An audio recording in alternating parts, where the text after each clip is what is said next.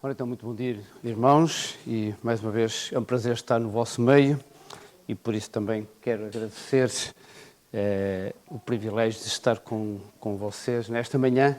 Hoje a minha esposa não pôde vir devido aos afazeres da cozinha, não é? Mas está tudo bem, espero que também estejam todos bem, apesar das tempestades que têm assolado o nosso país, não é? Espero que estejam dentro dos possíveis, não é? Estejam todos bem, não é? E acima de tudo, sabermos que estamos nas mãos do Senhor, não é? As tempestades podem vir, como sempre vieram, não é? Ainda há bocado estávamos a cantar nisso, não é? Quem é este Deus que pode passear na fornalha, não é? As tempestades podem ser duras, não é? E às vezes são bem quentes, não é? Mas ainda assim temos um Deus que pode estar connosco na fornalha, mesmo seja ela a Cristina ou seja lá quem for, não é? É este Deus que nós temos, é este Deus de milagres que ainda hoje tem o mesmo poder. Posto isto, ia pedir então já para... Hoje vou apresentar-vos de uma forma diferente. Vamos lá ver se isto está a funcionar bem. Ok. Está, sim, senhor. Hoje, então, quero desafiar-vos a todos a irmos, por assim dizer, vamos ao banco, não é? Vamos ao banco. Vamos ver como é que estão as nossas contas, como é que estão os nossos depósitos, não é? Certamente vocês já estão a pensar, mas não tem nada a ver com as nossas contas, cada um é que sabe das suas contas. É óbvio, nem vos vou pedir os vossos cartões multibanco, porque vocês não me davam os códigos. E, portanto, eu ficava na mesma sem acesso às vossas contas. Mas quero-vos falar realmente de uma outra conta, uma conta espiritual, onde também nós temos necessidades, irmãos, como na conta multibanco, ou no multibanco, na nossa conta bancária, também todos nós sabemos qual é o princípio básico de uma conta, não é? Nós, de vez em quando, temos que lá meter algum dinheiro, não é? Porque se formos lá só retirar, não é? O que é que vai acontecer um dia? Um dia a conta, o cartão, neste caso, vai avariar, não é? Como muitas vezes acontece, não é? Nós, quando às vezes estamos numa fila e as pessoas estão a fazer pagamentos, o cartão avariou, deve ser a banda, deve ser sujo.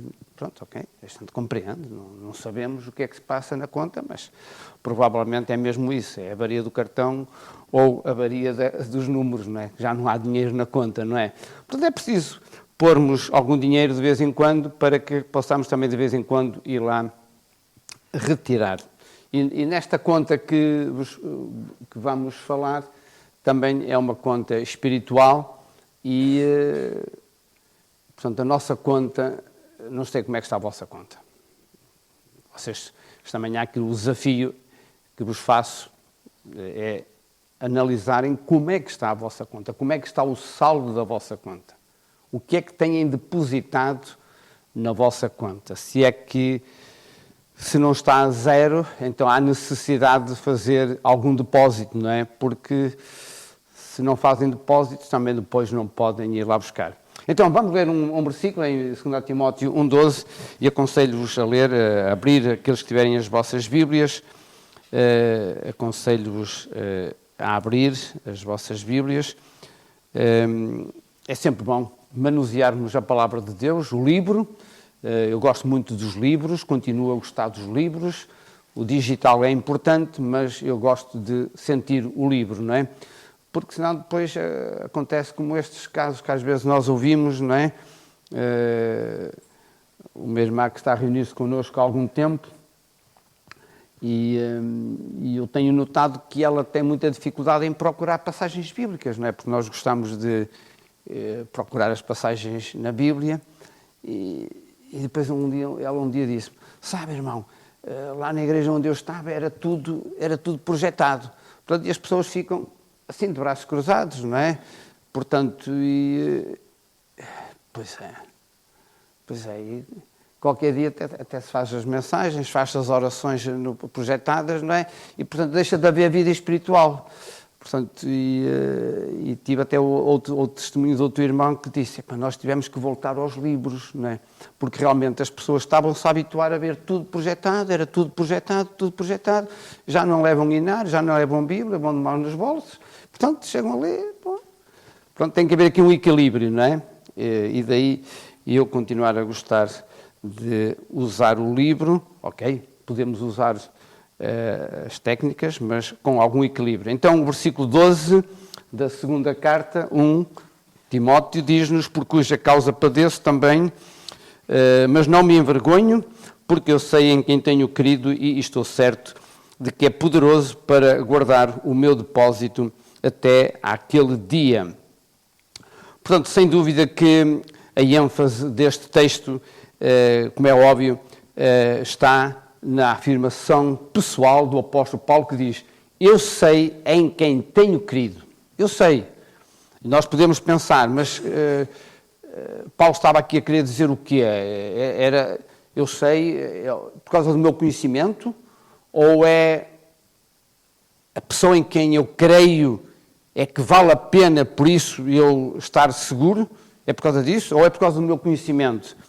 E depois a outra afirmação em que ele diz: e estou certo que é poderoso para guardar o meu depósito.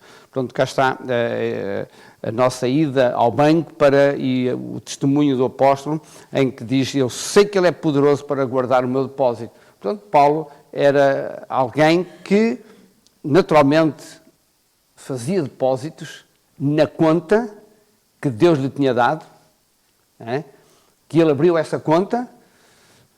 E todos nós certamente nos lembramos de quando é que Paulo abriu a sua conta, ok? Ele abriu esta conta com Deus, ele abriu naquele dia em que ia com outras intenções de fazer sofrer outras pessoas. Portanto, e nós vamos ver daqui a bocado como agora ele sofre inversamente, não é? Antes de abrir a conta, ele fazia sofrer os outros, perseguia, participava na morte, como foi o caso de Estevão, lançava pessoas na prisão, mas agora tudo se inverteu. A partir do momento que ele abriu esta conta com Deus, tudo se inverte. Agora são os outros que o fazem sofrer. Portanto, a nossa vida com Deus é completamente diferente, não é? Portanto, vale a pena, apesar destas inversões, no caso do apóstolo Paulo. Mas antes de entrarmos propriamente dito neste assunto, então vamos ver quais são os objetivos desta carta. Paulo escreve, como sabemos, 2 cartas a este jovem, Timóteo, portanto, que era os pais dele, portanto, é como hoje, olha, mãe de um lado e o pai era judeu, portanto, teve que ser circuncidado. Portanto, era ali um casal com algumas semelhanças nos dias de hoje, não é? E por isso, portanto, não admira já, nesta altura, também os pais de Timóteo, e Timóteo partilhar este mesmo, digamos, sentimento que hoje algumas famílias participam também. Então, advertir alguns, não sei se isto está para apontar a luzinha. Oh, não, ops, já fiz a asneira. Ok, não tem luz. Então, basicamente, advertir alguns, portanto, é um dos objetivos da carta, advertir alguns. Porquê? Como nós sabemos, e nós não vamos ler para remirmos algum tempo, em Atos 20 e 29, Paulo esteve em Éfeso e esteve ali 3 anos naquela igreja e agora chegou o momento dele sair e ele avisa Timóteo, como depois também é-nos dito em 1 Timóteo, em que ele diz: eu deixei-te lá. Exatamente. Pronto, nós podemos ver esse versículo, porque está lá perto, 1 Timóteo 1,3, 1 Timóteo 1,3, voltarmos um bocadinho atrás, e ele diz: como te roguei, quando parti para a Macedónia, que ficasses em Éfeso, para advertires alguns que não ensinem outra doutrina. Portanto, Paulo, um dos objetivos destas cartas foi advertir alguns, para que não ensinem outra doutrina. E o que é, digamos, incrível é aquilo que Paulo diz, portanto, é em Atos 20, 29, não é? Porque ele diz: olha, Timóteo, eu sei, portanto, no último discurso que ele faz àquela igreja, na última mensagem, ele diz, eu sei que depois da minha partida, de fora virá gente que vai causar-vos imensos problemas. Okay, isto já causa admiração. Como é que Timóteo sabia? Bom, ele esteve 3 anos em Éfeso e sabia todo o ambiente. Mas o que mais surpreende nesta mensagem é que ele diz, e dentro de vós mesmos, dentro da igreja, depois da minha partida, vão se levantar pessoas que não perdoarão ao rebanho. E por isso, ele diz, eu deixei-te lá para advertires alguns. Irmãos, esta deve ser sempre uma preocupação de quem lidera as igrejas, a igreja local aqui em Oiã, neste caso concreto, não é? Tem que estar atentos. Para quê? Porque tanto pode vir problemas de fora como dentro. E, portanto, e não foi por causa de podemos dizer, aquela igreja ali em Éfeso não tinha uma liderança forte, estava assim um bocado a ser construída, um bocado à toa. Não. Estava lá o apóstolo Paulo, esteve lá 3 anos. E mesmo assim ele diz, eu vou-te deixar lá, Timóteo, para advertires alguns. Em segundo lugar, encorajar o próprio Timóteo, não é? O próprio Timóteo. Porquê? Porque, como ele também diz nesta carta, portanto, na 1 Timóteo 1,18, portanto, já que estamos lá, podemos ler.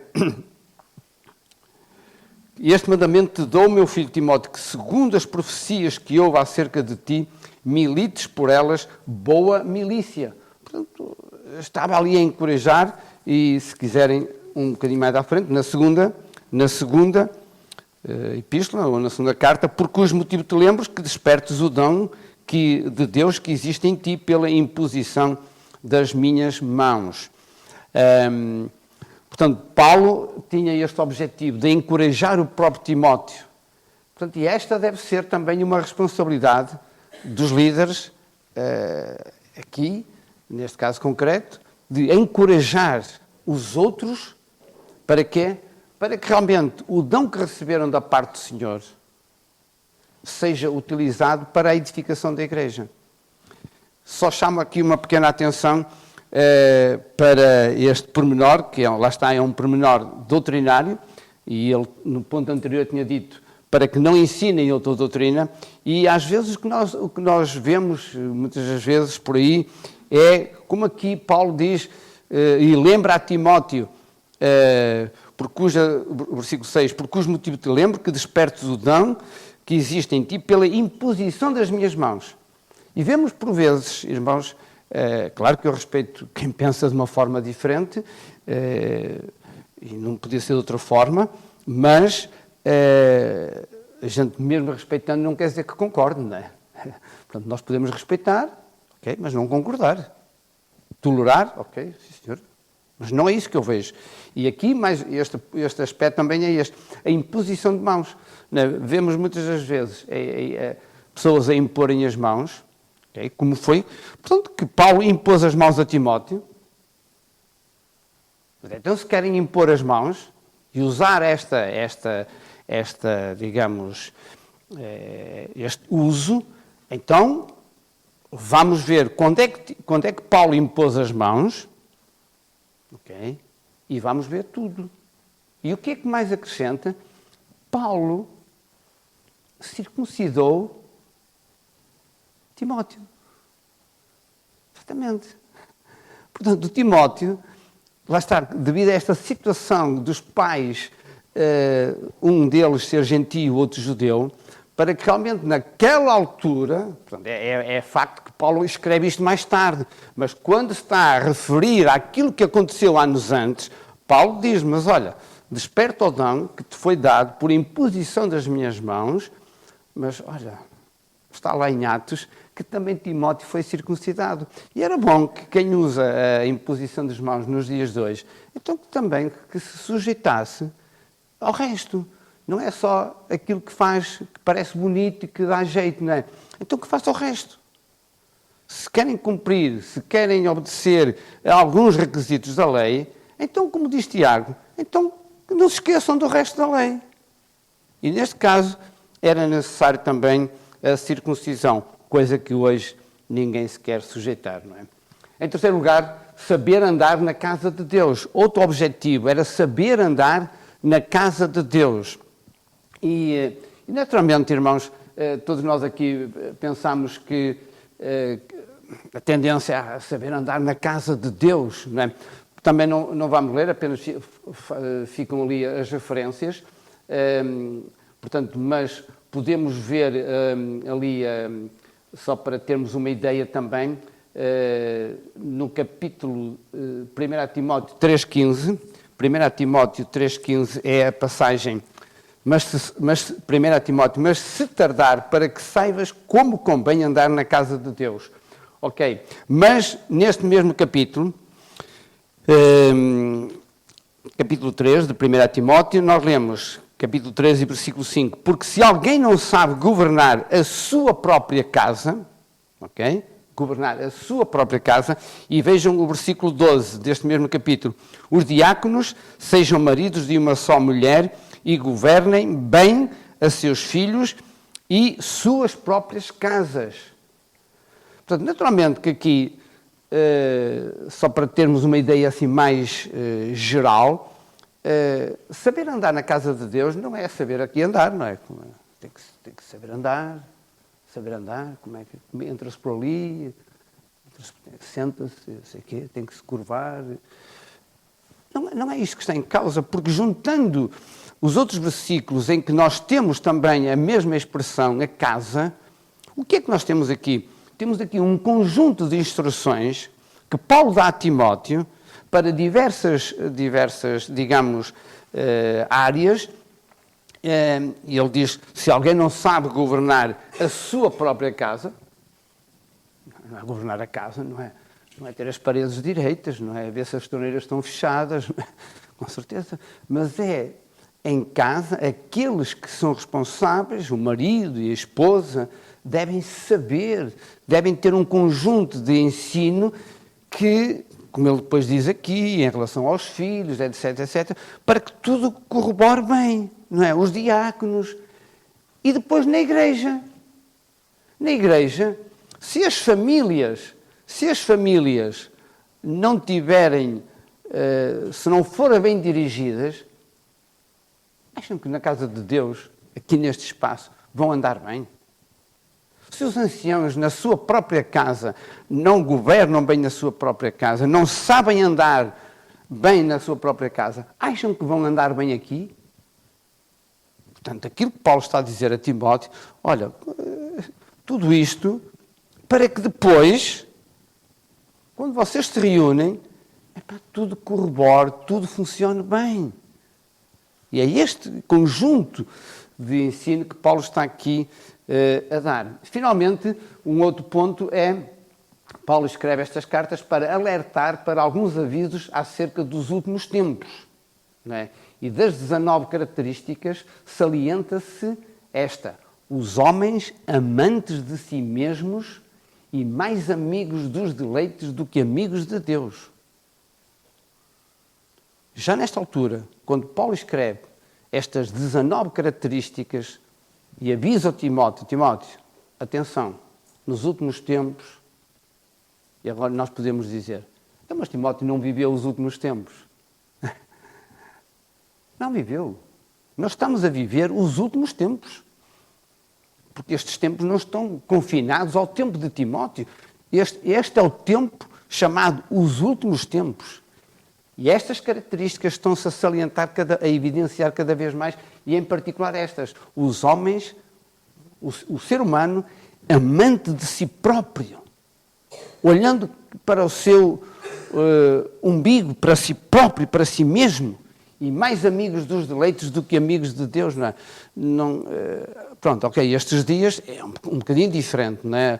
O centro do nosso país foi afetado por estas catástrofes, então está-se a ver muita solidariedade uns dos outros, não é? Está-se a ver muita solidariedade, inclusive a pessoas que vêm fora do país para ajudar. Irmãos, mas quando tudo estava sem estas catástrofes, eu ouvia com frequência, as pessoas o que querem é passear, é comer, corre-se para ali, corre-se para lá, vai-se para a área a ver o Natal, vai-se para ali, não sei o quê, vão para a Espanha, vão para ali, é comer, passear, é comer e passear. Quer dizer, vêm estas catástrofes e as pessoas aí parece que caem em si, dizem, temos que ser amigos uns dos outros. Mas continuam a esquecer-se que é mais importante sermos amigos de Deus. Porque se não somos amigos de Deus, então a nossa conta espiritual vai estar muito má, muito má. Avançando, então vamos ver como é que agora Paulo, de uma forma mais em particular, mais pessoal, ajuda Timóteo. Então ele primeiro diz, vamos ao versículo 8, à nossa segunda carta, capítulo 1, versículo 8, Paulo anima a Timóteo pelas mesmas razões dele. Ou seja, Paulo não diz a Timóteo, Timóteo, olha, tu tens que aguentar isso, porque, olha, eu não sei o que é isso, mas olha, aguenta. Não, Paulo exorta Timóteo exatamente pelos mesmos motivos que Paulo também passava. Não me envergonho,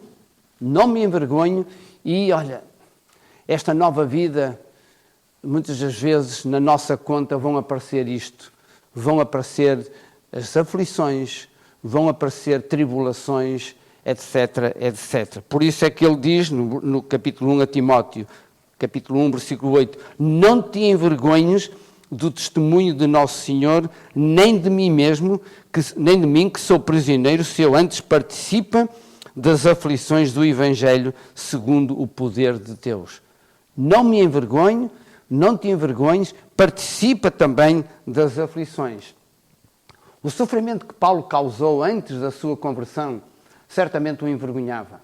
Por isso, agora, nenhum sofrimento seria demasiado para ele, pois agora ele sabia em quem cria.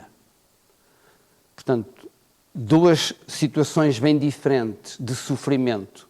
O mesmo indivíduo que antes de iniciar este novo processo com Deus, antes de iniciar, ele fazia sofrer os outros. Portanto, o próprio indivíduo tinha outro nome, que era Saulo, ok? Antes ele perseguia, enfim, como já disse, ele fazia sofrer os outros. E agora que abre uma nova conta com Deus e inicia um novo processo, ele agora diz aos outros, não te envergonhes. Não te envergonhes, não. Porque eu também participo das aflições do Evangelho. E eu não me envergonho. Irmãos, certamente passava pela mente do apóstolo Paulo muitas das vezes. Tantas vezes que eu fiz sofrer os outros. Tantas vezes que com a minha autoridade, que recebia das autoridades, eu mandei pessoas para a cadeia. E se perguntassem a Paulo naquela altura, ele dizia, não, eu tenho autoridade para fazer isso. Envergonhar-me? De quê? Eu tenho autoridade. Agora que ele tem a nova vida, agora que ele tem esta nova conta com Deus, ele diz, eu não me envergonho. Sabem porquê? Porque esta é a grande diferença. Porque agora eu sei em quem tenho crido. Eu sei em quem tenho crido. É que até aquela altura da sua conversão, Paulo fazia aquelas coisas na sua religião. E se mudasse para outra religião, continuaria a fazer algo semelhante. Paulo podia mudar de religião todos os anos, que continuava a não poder dizer aquilo que realmente ele mais tarde diz. Agora sim, eu sei em quem tenho crido e estou certo que é poderoso para guardar aquilo que agora sim eu faço, porque agora eu faço para o bem das pessoas. Esta é a grande diferença. Paulo antes fazia sofrer os outros, agora ele próprio sabe, experimenta no seu corpo o sofrimento. Eu sei em quem tenho crido, é a segunda exortação que ele diz a Timóteo. Ó Timóteo, eu agora sei em quem tenho crido. E sabem, há há muitos estudos mesmo fora, digamos, da esfera da Igreja, portanto, estudos, digamos, estritamente espirituais. Há muitos estudos que provam exatamente que aquelas pessoas que creem, aquelas pessoas que realmente têm uma fé, que acreditam em Deus, a sua vida é muito melhor do que aqueles que não têm fé nenhuma, cuja esperança reside-se. A gente morre e acabou-se. É muito melhor. Não só a própria palavra de Deus o confirma, como é óbvio, mas estudos fora, digamos, desta área, provam isso. E por isso Deus é fiel. Porquê que Paulo diz esta afirmação fantástica? Eu sei em quem tenho crido e eu sei que Ele vai guardar o meu depósito. Porque Deus é fiel. Deus é fiel e Ele vai cumprir as suas promessas.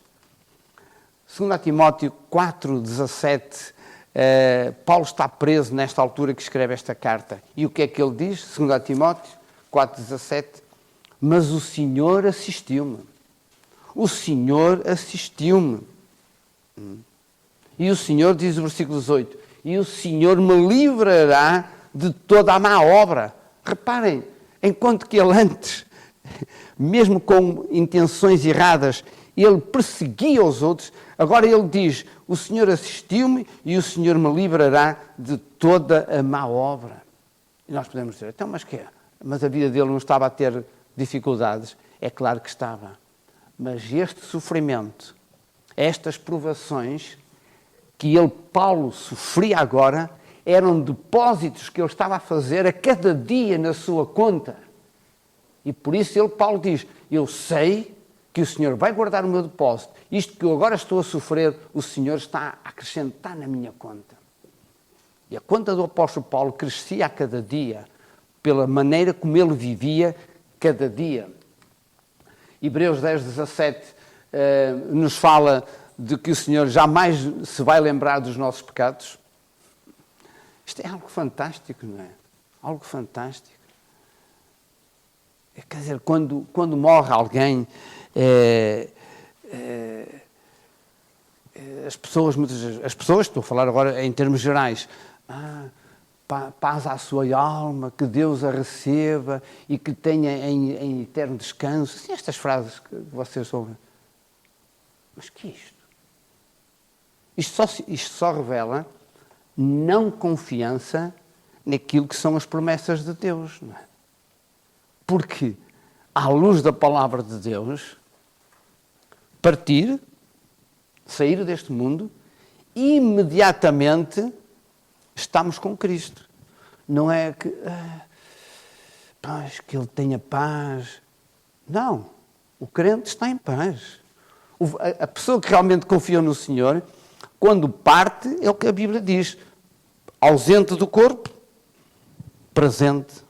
O nosso espírito volta para Deus. É esta a nossa confiança. Não é? E jamais, diz o Senhor, eu jamais me lembro dos vossos pecados. Jamais. Portanto, é isto que Paulo diz a Timóteo. Timóteo, olha, eu sei que tenho crido neste Deus que é fiel, que cumpre as suas promessas, não é? E que diz-nos aqueles versículos de João 3,16, não é? Acho que toda a gente sabe de cor este versículo de João 3,16. Deus amou o mundo de tal maneira, não é? Depois João 1,12, que diz-nos, a todos quantos o receberam, aos que creem, o que é que diz ali João?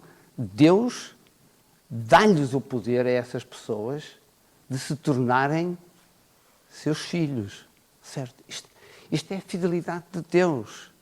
E quando nós cremos realmente neste Deus, okay, nós estamos a depositar, digamos, para além de outras coisas, estamos a depositar a nossa confiança. Este sim é o grande depósito que nós podemos fazer, é confiarmos neste Deus. Confiar nele. Porquê? Porque ele nos torna seus filhos. Mas que ele torna-nos seus filhos porque nós somos bonitos, porque temos olhos azuis, ou somos altos, ou... Não, Ele torna-nos seus filhos porque é Ele é o Deus de toda a graça. E quando realmente tu confias nele, quando depositas, quando lanças este depósito nele, quando confias nele, então ele diz que dá-te o poder de te tornar seu filho. E em 2 Coríntios 5 é uma das outras promessas, não é? Sabermos que Deus agora está a construir uma nova casa. Mais uma vez, certamente os irmãos também pensaram como eu, que Deus não se está a referir a uma nova casa como esta. Vamos ter um novo salão, uma nova casa com paredes mais bonitas. Não, uma nova casa que vamos ter, não feita por mãos, como foi esta, ok? A vossa casa também, mas vamos ter uma nova casa feita de Deus, feita por Deus.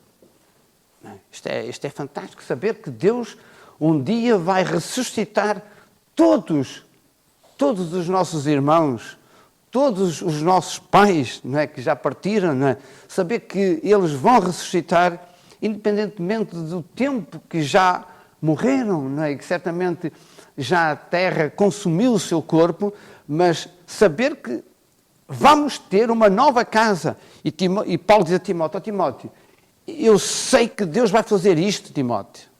Eu sei que Deus vai fazer isto. E por isso, é este Deus, em terceiro lugar, que Paulo diz a Timóteo: olha, eu sei que Ele vai guardar o meu depósito. Eu tenho posto nele a minha confiança, ok? Eu sei que Ele vai guardar isto.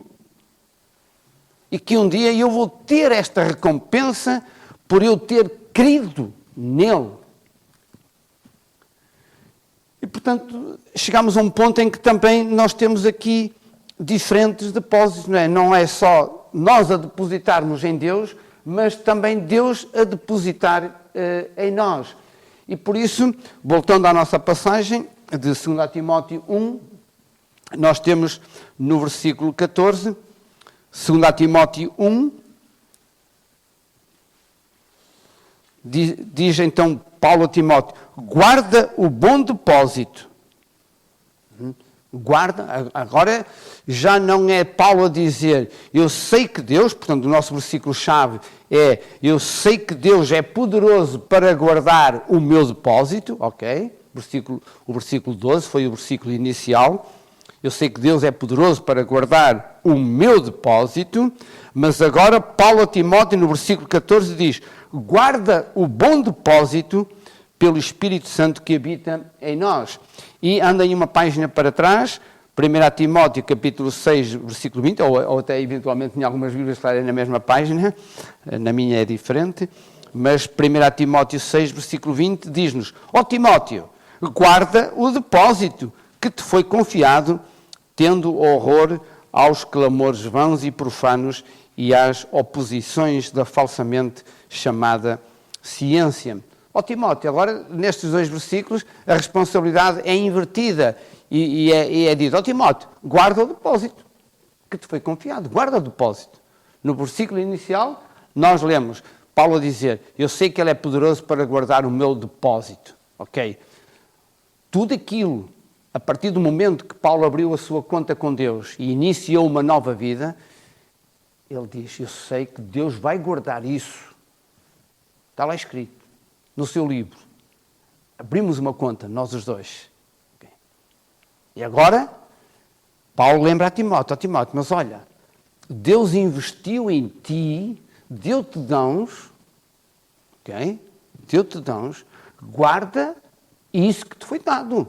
Ou seja, não é guarda para ficares quietinho, para ficares em casa, para nada fazeres com os teus dons. Não, guarda, isto é, não deixes, não permitas que outras coisas estraguem e impeçam que desenvolvas os teus dons. Esse depósito que te foi confiado a ti, portanto, Timóteo também tinha recebido um depósito, e esse depósito, o Espírito, para que agora, como diz, tendo horror aos clamores vãos, portanto, ou seja, Paulo estava a dizer a Timóteo: ó Timóteo, agora Tu tens necessidade de aquilo que te foi dado, guardares bem, para que não as influências que vão surgir de fora, as influências que vão surgir de dentro, não perturbem, não estraguem esse depósito, não roubem esse depósito.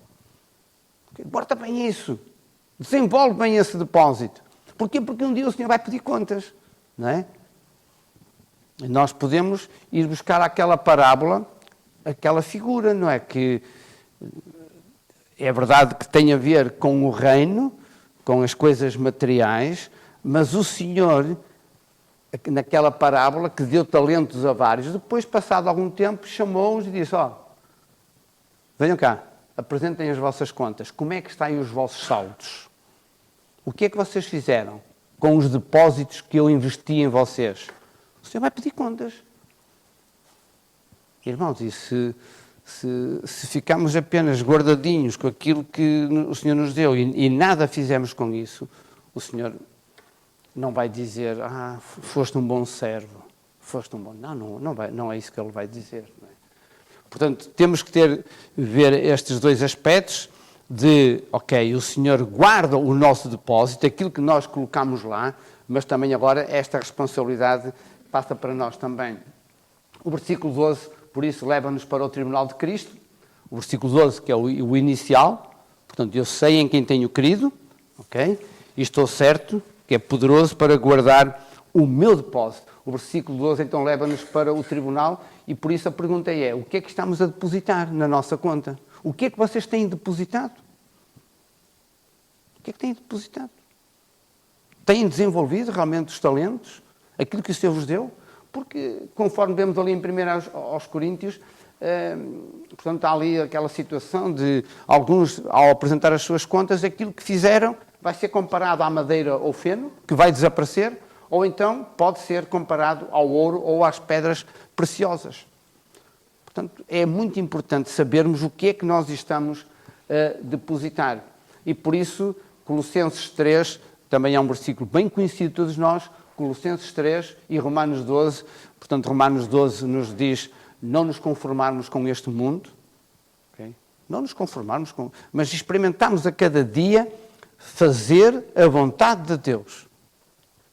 E há orientações na palavra de Deus que são claras, não é? Para sabermos a vontade de Deus. Agora, há outras que não são. Não é? Quer dizer, na Bíblia não vejo nada lá a dizer que eu tinha que comprar um carro Toyota. Não é? Ou outros têm outras marcas, um carro azul. Quer dizer, a Bíblia não me diz. Mas há outras coisas, claramente, que estão reveladas aqui na palavra de Deus e que nos orientam, não nos conformando com o mundo. Mas já Colossenses 3 diz, tudo que fizerdes, tudo que comerdes, tudo o que falardes, etc. Fazei tudo em nome do Senhor.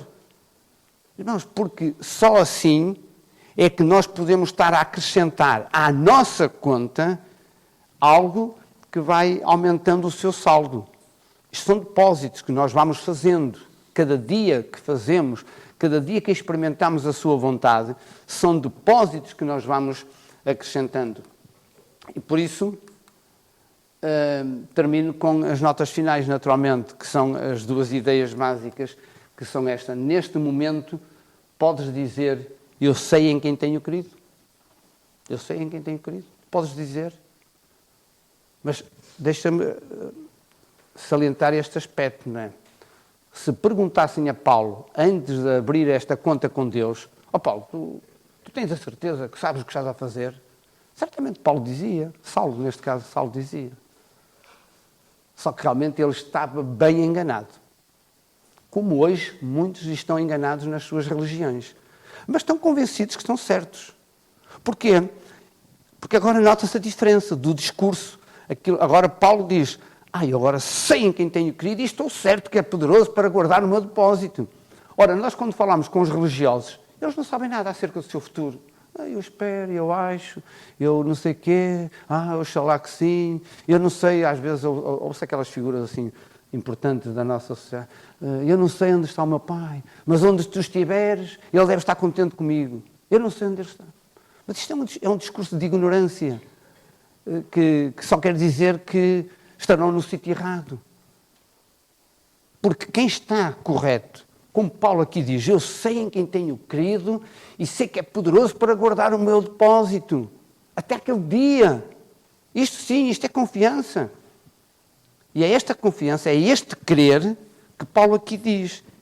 E daí eu perguntar, também todos vocês, nesta manhã, sabem realmente em quem têm crido? E como é que está o saldo da conta, não é? Como é que está o saldo da tua conta? Tens feito depósitos? Tens acrescentado? Como é que foi esta semana, não é? Que passamos, não é? Meteram alguma coisa na vossa conta? Pode ser através do sofrimento e perceber que essa é a vontade de Deus, ou através de algo que fizeram, algo que disseram, algo que procuraram ajudar alguém. Isto é acrescentar, isto é fazer depósitos na conta, porque Deus está lá para guardar a vossa conta e um dia Ele vai recompensar, assim como certamente vai recompensar a todos aqueles que, mesmo hoje, queiram iniciar esta caminhada, esta conta com Deus, não é? Paulo também teve que passar por esta fase, um dia começar esta nova caminhada. E por isso, é pelo facto de sabermos que Ele é fiel, que podemos estar seguros, podemos estar tranquilos, aconteça o que acontecer melhor, Deus é fiel. Que assim seja, pois, e esta seja a experiência de todos nós. Amém.